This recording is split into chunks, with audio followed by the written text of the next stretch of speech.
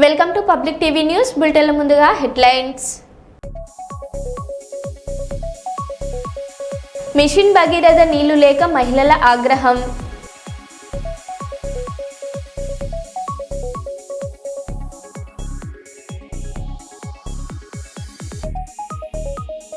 Kurnool stadium ఎదుట mobile క్యాంటీన్ల రభస.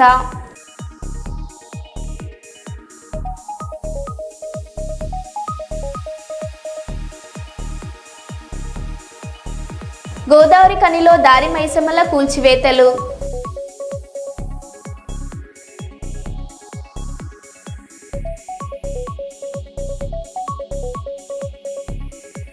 ఎల్లమ్మ పాటకు డ్యాన్స్ తిరగదీసిన 70 ఏళ్ల బామ్మ.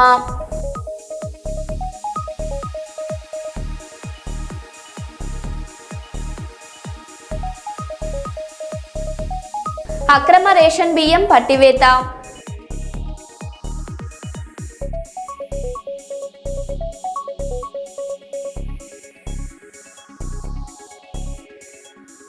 ఇక వివరాల్లోకి వెళ్తే, పాలకుర్తి మండలంలోని ప్రెస్ మీట్. బీఆర్ఎస్ పార్టీ ముఖ్య నేతల ఈరోజు ప్రెస్ మీట్. 2 సంవత్సరాల కాంగ్రెస్ ప్రభుత్వాన్ని ఖండించిన గ్రామస్తులు. బీఆర్ఎస్ పార్టీ రాష్ట్ర నాయకుడు కార్మిక నేత కౌశిక హరి ఆధ్వర్యంలో జరిగింది. ఈరోజు ఈసాల తక్కలపల్లి పాలకుర్తి మండలం జిల్లా పెద్దపల్లి బీఆర్ఎస్ పార్టీ ఆధ్వర్యంలో మా గ్రామ శాఖ అధ్యక్షుడు బండి శ్రీనివాసరావు ఆధ్వర్యంలో, అదేవిధంగా మా మునకాల కొమరయ్య అధికార ప్రతినిధి గారి ఆధ్వర్యంలో ఇక్కడ ప్రెస్ మీట్ పెట్టడం జరిగింది. ఈ ప్రెస్ మీట్లో కొన్ని గ్రామంలో అభివృద్ధి కార్యక్రమంలో మేము ప్రశ్నిస్తున్నాం. గ్రామంలో అభివృద్ధి అని చెప్పుకుంటూ పోకుంటూ దాని విధానాలు లేకుండా ఒక రోడ్లు వేయడం, డ్రైనేజ్ సిస్టమ్ ఫస్ట్ చేసినాక తర్వాత రోడ్లు వేయాలి. ఆ విధంగా కాకుండా ఫస్ట్ రోడ్లు వేసుకుంటా పోతా అంటే రోడ్లేమో ఎత్తుకైపోతున్నాయి. గ్రామంలో 50 లక్షలు 60 లక్షలు పెట్టుకుని కట్టుకున్న ఇండ్లాస్ ఉంటే కిందికి పోయి ఈ గ్రామంలో మళ్ళీ వాటర్ అంతా వచ్చి పాపం గరీబులు సరీబులు ఇండ్లకు పోయి నానా అవస్థలు పడుతూ ఉన్నారు. అలాంటి వ్యవస్థను సపోర్ట్ చేసుకుంటుంటే అధికారులకు కానీ నాయకులకు కానీ మేము విన్నవించుకునేది ఏంటంటే, అలాంటి కార్యక్రమాలు చేసేటప్పుడు సుగా గౌరవనీయులు మా ఎమ్మెల్యే గారు సుగా ఉన్నారు కాబట్టి ఇలాంటి అభివృద్ధి కార్యక్రమాలు వాళ్ళ దృష్టి సారించాలి. ఎలాంటి పనులు చేస్తే బాగుంటుంది, అభివృద్ధి అనేది ఎట్లా జరగాలి అనేది వాళ్ళ కొంచెం ఈ వాటి అధ్వర్యంలో ఎవరైతే పనిచేస్తున్నారో మరి ఇప్పుడు గ్రామ శాఖలో అధికారులు చేస్తున్నారా వేడుకునేది ఏంటంటే, ఒక నాయకుని ఎన్నుకునే ముందు ఒక మంచి పరిపాలన ఇచ్చే నాయకుని ఎన్నుకోండి. స్వచ్ఛందంగా మీకు సేవ చేయాలనే ఒక ఉద్దేశంతో వచ్చేటోళ్ళని చేయండి. ఏదో పైసలకు బనిపడి మీరు ఓట్లకు ఇది కాకుండా దయచేసి గ్రామ ప్రజలకు మేము విన్నవించుకునేది ఏంటంటే, ఒక పరిపాలన అనేది మంచిగా ఉన్నప్పుడే ఊరు బాగుంటుంది. కాబట్టి మీరు ఎన్నుకునే ముందు దయచేసి మరి గ్రామ ప్రజలకు విన్నవించేది అంటే ఒక మంచి నాయకుడిని ఎన్నుకోవాలని మేము ఒకసారి గ్రామ ప్రజలకు అందరికీ నమస్కారం చేసి తెలియజేస్తున్నాం. జై తెలంగాణ.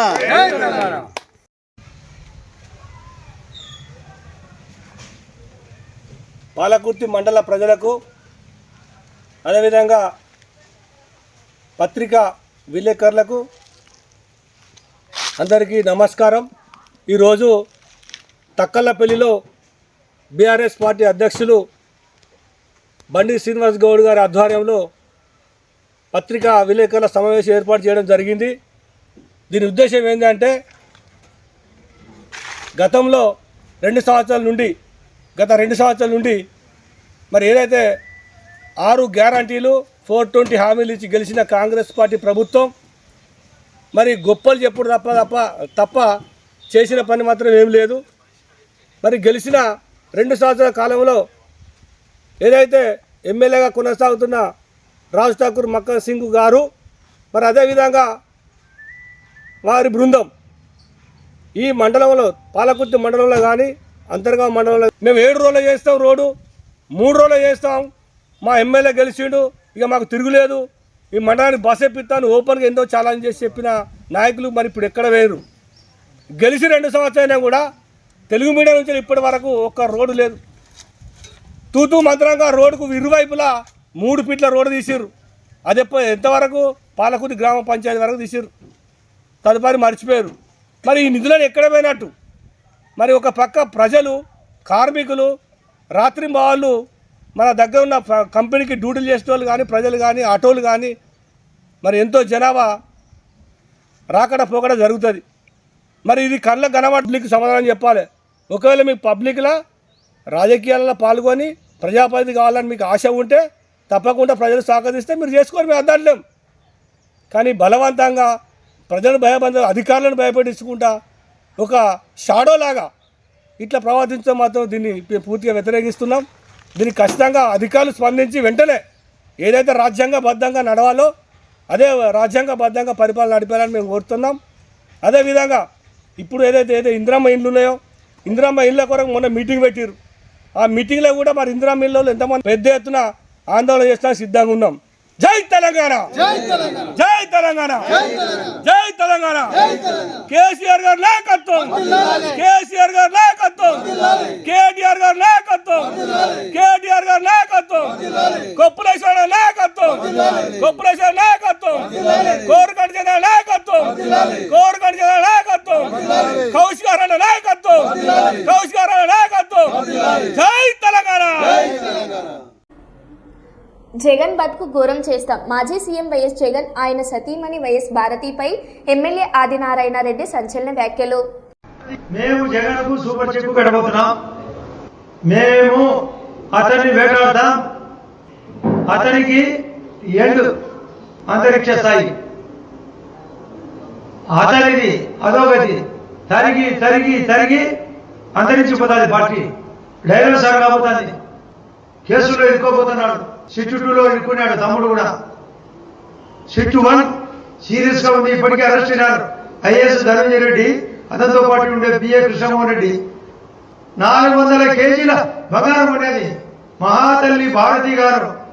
400 కేజీలు, కేజీ ₹1 బంగారు. ధనదానానికి అర్థం లేదు. అతను కరోనా వచ్చినప్పుడు ఒక ఐఏఎస్ ఆఫీసర్ పోయి అడిగాడంట, సార్ కరోనాలో పరిస్థితి బాగాలేదు అంటే, లేదు నువ్వేమో నాకు సలహా చేసి చెప్పలే, మా నాన్న 10 నుంచి 11 గంటలప్పుడు రాత్రి పూట ఆన్లైన్లో కూర్చోడు. డిసెంబర్ 12 నుంచి 3 రోజుల పాటు ఏపీ ఛాంబర్ ఆఫ్ కామర్స్ ఆధ్వర్యంలో విజయవాడలో బిజినెస్ ఎక్స్పో నిర్వహించనున్నట్టు ఏపీ ఛాంబర్ ఆఫ్ కామర్స్ అధ్యక్షుడు పొట్లూరి భాస్కర్ రావు తెలిపారు. విజయవాడలో chamber of commerce MSME industry ప్రతినిధుల సమావేశం నిర్వహించారు. ఈ సందర్భంగా ఎక్స్పో బ్రోచర్ ఆవిష్కరణ చేశారు.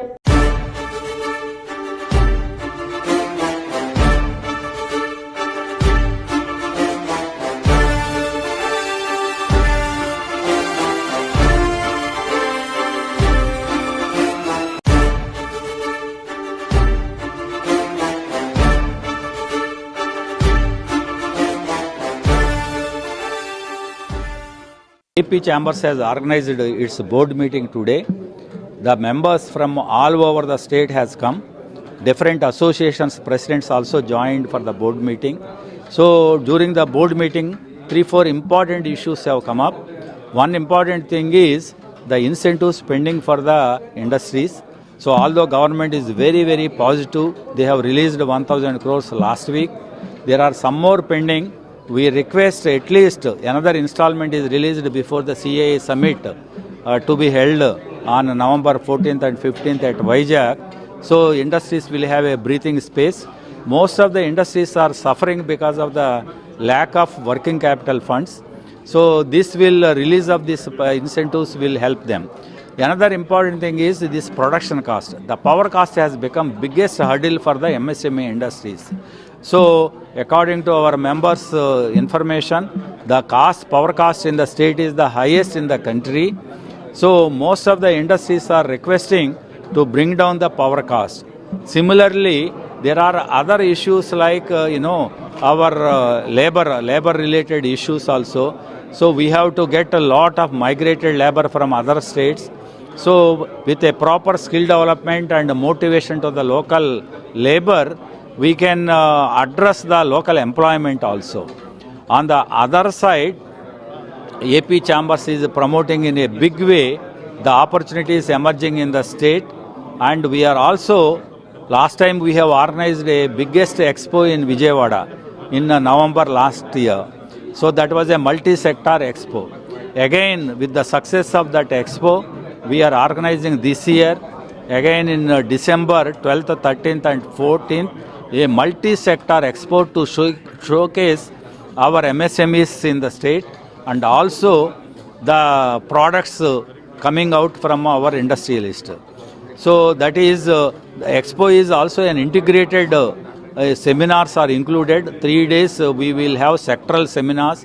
Experts from various sectors will come down and they will brief the participants on the opportunity challenges faced by those sectors.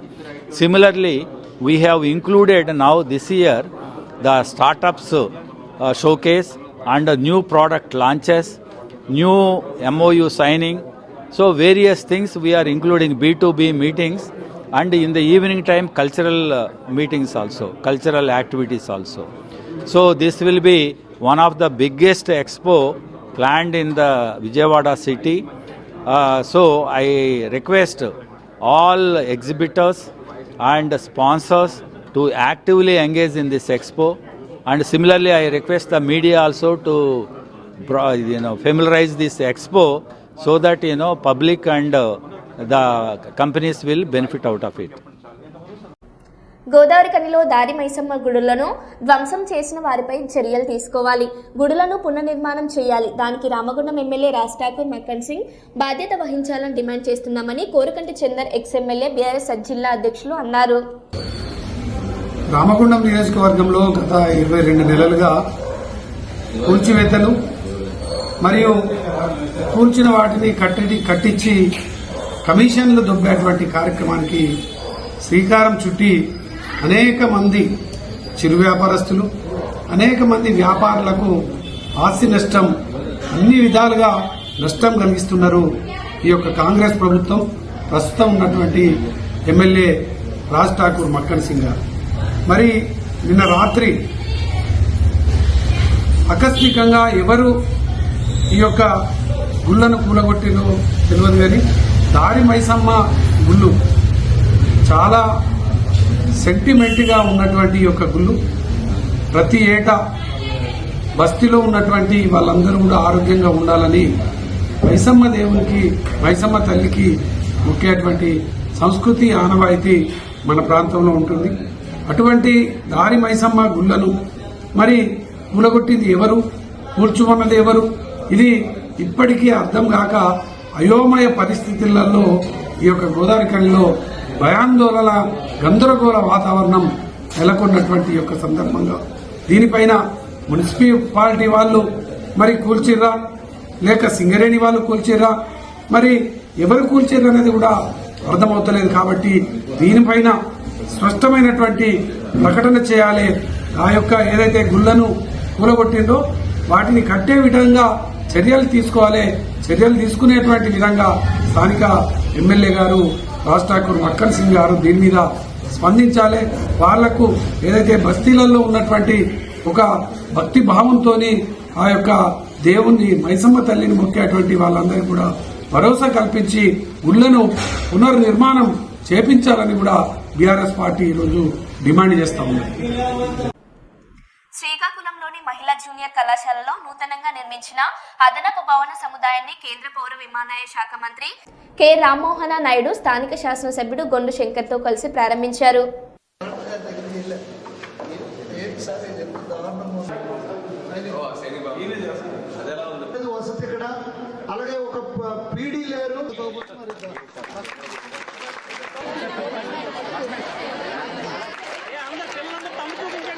Education సెక్టర్లో దేశంలోనే నంబర్ 1గా ఉండాలి అని ప్రతి ఒక్క స్కూల్లో, ప్రతి కాలేజీలో కావాల్సినటువంటి ఇన్ఫ్రాస్ట్రక్చర్ నుంచి, కరికులం దగ్గర నుంచి స్టూడెంట్స్కి ఏవేవైతే ఫెసిలిటీస్ మనం క్రియేట్ చేయాలో వాళ్ళని ఇన్స్పైర్ చేయడం, మోటివేట్ చేయడానికి ఎలాంటి ఎన్వైర్న్మెంట్ స్కూల్స్లో, కాలేజెస్లో క్రియేట్ చేయాలో ఆయన ఈరోజు సంస్కరణలు తీసుకొని వచ్చి ఆంధ్రప్రదేశ్ రాష్ట్రాన్ని ముందంజలో పెడుతున్నారు.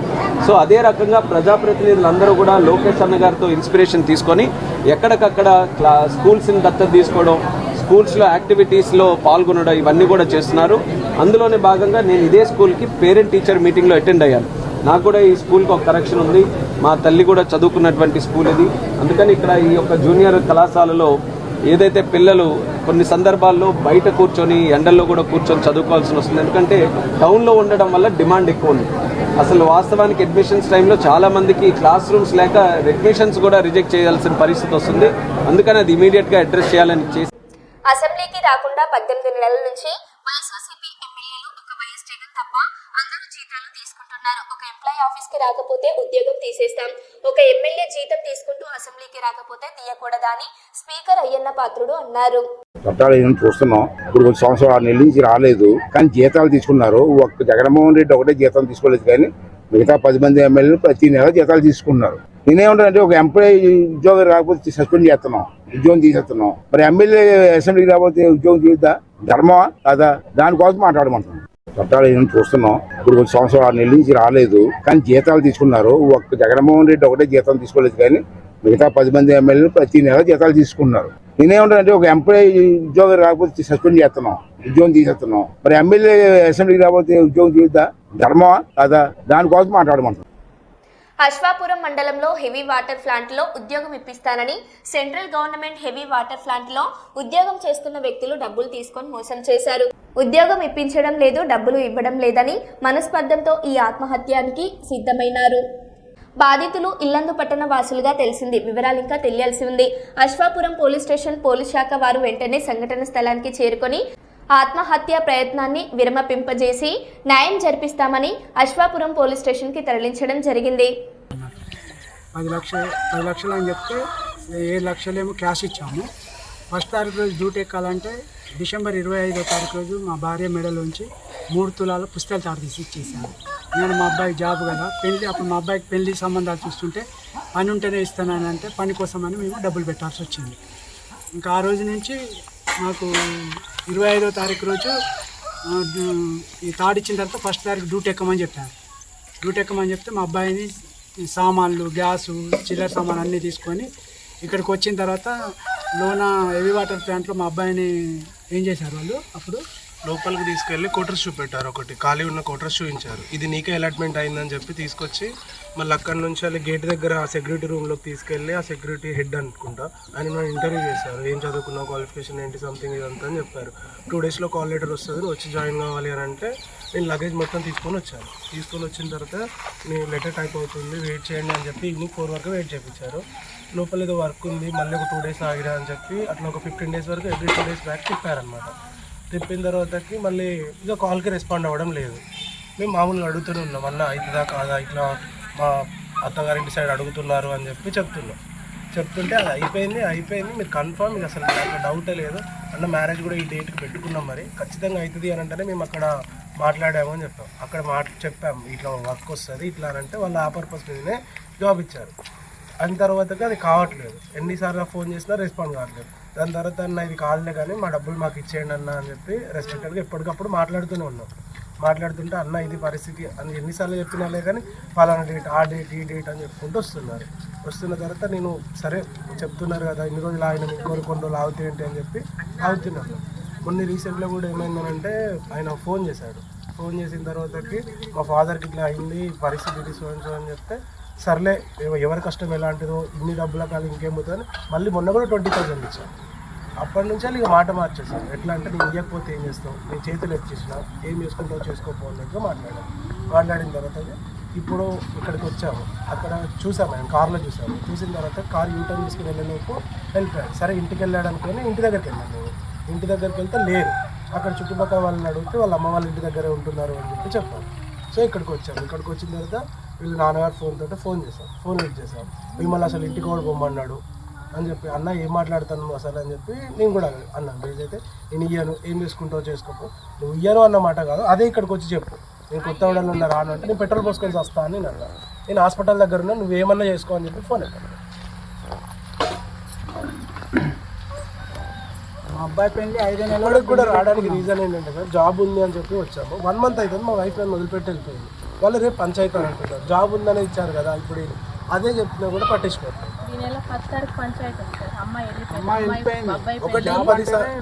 ఒకటి 10 సార్లు మరీ అడిగారు జాబ్ ఓకే అవుతుందా, ఓకే అయిపోయింది. ఇప్పుడు 10వ తారీఖు పంచాయతీ బాబు పెళ్ళప్పుడు కూడా తాడు ఇడిపియండి అన్న, తాడు లేకుంటే ఎట్లా అని కూడా చెప్పినాం. ఒకసారి వాళ్ళ ఈ మధ్య కాలంలో రాజిరెడ్డి వాళ్ళ ఇంటికి వెళ్తే వాళ్ళ భార్య మా మీద గొడవకు వచ్చింది, భరత్ కుమార్ వాళ్ళ ఇంటికి వెళ్తే. ఇప్పుడు దీంట్లో ఎవరెవరికి ఇచ్చారండి డబ్బులు? నాగేశ్వరరావు, ఇంటి పేరుతో సహా చెప్పండి. పెద్దల నాగేశ్వరరావు, భరత్ కుమార్ రెడ్డి, వాళ్ళిద్దరికి ఇచ్చాము. ఎంత ఇచ్చారండి? 7 లక్షలు క్యాష్ ఇచ్చాము. ఫస్ట్ తారీఖు రోజు డిసెంబర్ 14వ తారీఖు రోజు హెవీ వాటర్ ప్లాంట్లో 7 లక్షలు ఇచ్చాము చేతికి. నాగేశ్వరరావు చేతిలో అక్షరాల నేనే పెట్టాను నా చేతులతోటి. తర్వాత 25వ తారీఖు రోజు డిసెంబర్ 25వ తారీఖు రోజు ఫస్ట్ తారీఖు మిగతా డబ్బులు 10 లక్షలకు మాట్లాడుకున్నాం కదా. అయితే ఆ డబ్బులు కడితేనే రేపు ఫస్ట్ తారీఖు రోజు డ్యూటీ ఎక్కాలి అని అంటే నా దగ్గర డబ్బులు లేకపోతే నా భార్య మెడలోని పుస్తల తాడు 3 తులాలది అది తీసుకొచ్చి ఆయన చేతిలో పెడితే ఇక్కడ ఇండియన్ బ్యాంక్లో పెట్టారు. అది ఇండియన్ బ్యాంక్లోనే ఉన్నాయి, ఇప్పుడు వాళ్ళ పేరు మీదనే ఉన్నది. ఇవి ఫస్ట్ తారీఖు రోజు జాబ్ లేదు, ఇప్పటివరకు జాబ్ లేదు, ఏది లేదు. రెస్పాన్సిబుల్. మీకు 7 లక్షలు ఇచ్చినట్టు ఏమన్నా ఫోటోస్ ఏమైనా ఉన్నాయా? వాళ్ళు ఫామ్ సరీ నోట్ మీద సంతకాలు పెట్టించారు, వాళ్ళు పెట్టించారు. వాళ్ళు సంతకాలు పెడతా అంటే కూడా మేము వీడియో తీసుకున్నాము, అవి కూడా ఉన్నాయి. సంతకాలు పెడతా అంటే వీడియోలు ఉన్నది, ప్లస్ వాళ్ళు సంతకాలు పెట్టించిన ఫామ్ సరీ నోట్లు కూడా ఉన్నాయి మా దగ్గర. ఎక్కడండి మీద? మాది వెళ్ళండి. ఎవరి తరఫున కాంటాక్ట్ అయ్యారు వాళ్ళు అండి? మీకు ఎవరి తరఫున వాళ్ళు? మేము మాది వాళ్ళం అండి. ఎంఆర్పిఎస్ తరఫున నాగేశ్వరరావు మాకు పరిచయం. ఓకే. సినీ నటి వైఎస్ఆర్సీపీ నేత ఆర్కే రోజా 12 ఏళ్ల తర్వాత సినిమాల్లోకి రీఎంట్రీ ఇస్తున్నారు. బాలచంద్రన్ డైరెక్టర్ చేస్తున్న లెనిన్ పాండ్యన్ అనే తమిళ మూవీలో రోజా సంతానం అనే పాత్రలో కనిపించనున్నారు. సో అమ్మ వీడు ఆంధ్రానా, మామియార్ వీడు తమిళనాడు.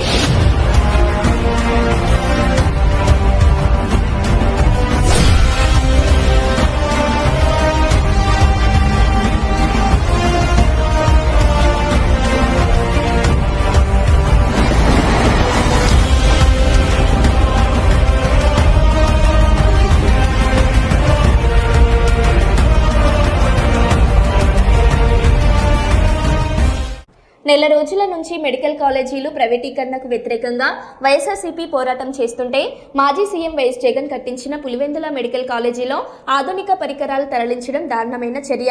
ఇక్కడ ఉన్న టీడీపీ నాయకులు మా పార్టీ కార్యకర్తలను హరాస్మెంట్ చేయడం కాదు, మీ పార్టీ పెద్దలతో మాట్లాడి ప్రైవేటీకరణ పరికరాలు తరలింపు ఆపండి అని కడప ఎంపీ వైఎస్ అవినాష్ రెడ్డి అన్నారు. ఆధ్వర్యంలో రాష్ట్ర వ్యాప్తంగా మెడికల్ కాలేజీల ప్రైవేటీకరణకు వ్యతిరేకంగా వైఎస్ఆర్ కాంగ్రెస్ పార్టీ గడిచిన నెల రోజులుగా పోరాటం చేస్తూ ఉంది. ప్రజల వద్దకెళ్ళి 1 కోటి సంతకాల సేకరణ చేస్తూ ఉంది ఈ ప్రైవేటీకరణకు వ్యతిరేకంగా. మరి ఇంత పెద్ద ఎత్తున ప్రజల్లో ప్రైవేటీకరణ పట్ల నిరసన వస్తే, ఇంత పెద్ద ఎత్తున వ్యతిరేకత వస్తే కూటమి ప్రభుత్వానికి కనీసం చీమ కొట్టినట్టు కూడా లేదు. ఎంత తోలుమందంగా వాళ్ళ ప్రవర్తన ఉందంటే, నిన్నటి రోజున పులివెందుల మెడికల్ కాలేజీలో ఏదైతే జగన్మోహన్ రెడ్డి గారు ముఖ్యమంత్రిగా ఉన్నప్పుడు ఆ బిల్డింగ్లన్నీ పూర్తి చేసి హాస్పిటల్ అక్కడికి తీసుకొచ్చి మెడికల్ కాలేజీలకు కూడా సీట్లు మంజూరు అయ్యాయో ఆ సీట్లు వద్దని చెప్పి వీళ్ళు వెనక్కి పంపారు. ఆ మెడికల్ కాలేజీలో ఆ హాస్పిటల్లో అత్యాధునికమైన ఎక్విప్మెంట్ను జగన్మోహన్ రెడ్డి గారు అప్పట్లో మరి పర్చేస్ చేయడం జరిగింది, ఆ గవర్నమెంట్ పర్చేస్ చేయడం జరిగింది. ఇవాళ ఈ కూటమి ప్రభుత్వం వచ్చిన తర్వాత నిన్నటి రోజున ప్రభుత్వము పులివెందుల్లో ఉన్న అత్యాధునికమైన మరి పరికరాలన్నీ కూడా, ఎక్విప్మెంట్ అన్నీ కూడా గుంటూరు కానీ కర్నూలు కానీ వాళ్ళు షిఫ్ట్ చేస్తూ ఉన్నారు. నేను అడుగుతా ఉన్నా, ఇంత ఘోరమా? నెల రోజులుగా ఇంత పెద్ద ఎత్తున ఈ ప్రైవేటీకరణ పట్ల మేము నిరసన తెలుపుతా ఉన్నాం, ప్రజలు నిరసన తెలుపుతా ఉన్నారు. దానికి మీరు స్పందించకపోగా మళ్ళా పులివెందుల మెడికల్ కాలేజీలో, పులివెందుల ఆసుపత్రిలో, మెడికల్ కాలేజీకి సంబంధించిన జీజీహెచ్లో, గవర్నమెంట్ జనరల్ హాస్పిటల్లో ఉన్న పరికరాలను కూడా, అత్యాధునికమైన పరికరాలను కూడా ఇక్కడ నుంచి మీరు షిఫ్ట్ చేసి వేరే చోటికి షిఫ్ట్ చేస్తూ ఉన్నారంటే ఈ ప్రాంతం పట్ల, ప్రజల పట్ల ఎంత నిర్లక్ష్య వైఖరితో మీరు ఉన్నారని చెప్పడానికి ఇంతకంటే వేరే ఉదాహరణ అక్కర్లా. పులివెందుల ప్రాంతంలో ఉన్న సోకాల్డ్ ఈ టీడీపీ నాయకులు, ఇన్ఛార్జి, లేకుంటే ఈ జిల్లాకు సంబంధించిన టీడీపీ నాయకులు, వీళ్ళందరినీ కూడా నేను గట్టిగా అడుగుతా ఉన్నా, ఎంతసేపు ఈ జిల్లాలో అన్ని నియోజకవర్గాల్లో మీరు అధికారంలోకి వచ్చినప్పటి నుంచి ఎంతసేపు డీలర్షిప్లు బీకినామా లేదా, వైఎస్ఆర్ కాంగ్రెస్ పార్టీకి సంబంధించిన ఫీల్డ్ అసిస్టెంట్లను పీకినామా లేదా, లేకుంటే అంగన్వాడీ ఉద్యోగులు పీకినామా లేదా, లేకుంటే యానిమేటర్లు ఉద్యోగాల నుంచి పీకినామా లేదా, ఈ కాదండి మీరు చేయాల్సింది. వైఎస్ఆర్ కాంగ్రెస్ పార్టీ కార్యకర్తలను హరాస్ చేయడం ఇది కాదండి మీరు చేయాల్సింది. ఇట్లాంటి చేతనైతే 4 మంచి కార్యక్రమాలు మీరు చేయాలా. మెడికల్ కాలేజీ ప్రైవేటీకరణ ఆపే దిశగా మీరందరూ కూడా పోయి మీ ప్రభుత్వంతో కొట్లాడాలా. ఆ పని చేయరు. ఇవాళ పులివెందుల మెడికల్ కాలేజీలోని పరికరాలు షిఫ్ట్ కాకుండా మీరందరూ పోయి గొడవ పడాలి ప్రభుత్వంతో. ఆ పని చేయడం లేదు. ఎంతసేపు మా కార్యకర్తలను హరాస్ చేయడం 16-17 నెలలుగా మీరు చేసింది అదే. ఇప్పటికైనా ఇటువంటి ఆస్పెక్ట్స్ అన్ని పక్కన పెట్టి, హరాస్మెంట్ కార్యక్రమాలు పక్కన పెట్టి పనికొచ్చే పనులు చేయండి. పులివెందుల అభివృద్ధి మీద, జిల్లా అభివృద్ధి మీద ఫోకస్ చేయండి. మెడికల్ కాలేజ్ ప్రైవేటీకరణ కాకుండా పోరాటం చేయండి, ఆపండి. మెడికల్ కాలేజీలో పరికరాలు షిఫ్టింగ్ కాకుండా, వేరే చోటకి షిఫ్టింగ్ కాకుండా అడ్డుకోండి. కొంచెమన్నా మీరు ఉన్నారని చెప్పి ప్రజలకు కనీసం తెలియజేయండి. ఎంతసేపు హరాస్మెంటే కాదు. కాబట్టి ఖచ్చితంగా ఈ ప్రాంతానికి సంబంధించిన తెలుగుదేశం పార్టీ నాయకులు కూడా దీన్ని సీరియస్గా తీసుకొని ఖచ్చితంగా వాళ్ళ ప్రభుత్వంతో కొట్లాడైనా సరే ఈ మెడికల్ కాలేజీ ప్రైవేటీకరణ ఆపాలా. అదేవిధంగా పులివెందుల మెడికల్ కాలేజీ మన జీజీహెచ్కి సంబంధించిన ఏదైతే అత్యాధునికమైన పరికరాలు షిఫ్టింగ్ జరుగుతూ ఉన్నాయో ఆ షిఫ్టింగ్ కార్యక్రమాన్ని కూడా పూర్తిగా ఆపి ఆ పరికరాలు ఇక్కడే పూర్తిగా వినియోగంలో తీసుకొచ్చే దిశగా కృషి చేయాలని చెప్పి ప్రభుత్వాన్ని గట్టిగా డిమాండ్ చేస్తా ఉన్నాం. మరో బులెటిన్లో మళ్ళీ కలుద్దాం. Stay tune.